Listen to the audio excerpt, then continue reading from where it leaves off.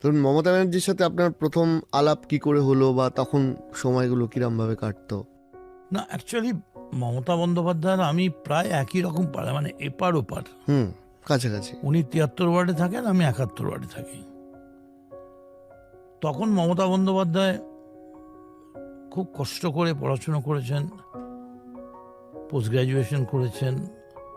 তারপরে উনি একটা স্কুলে পড়াতেন। আমার ধারণা যে মাইনেটা পড়াতেন সেটা বোধহয় মাইনে বলাই না বলা ভালো, চা খাওয়ার জন্য দিত।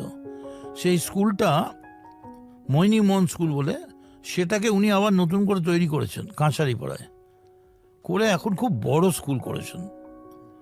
মমতা বন্দ্যোপাধ্যায়ের এটাই গুণ, যেখানে উনি সংশ্লিষ্ট ছিলেন বা ছিলেন না, সবসময় সেটাকে একটা ডেভেলপ করার মানসিকতার মধ্যে উন্মাদনার মতো একটা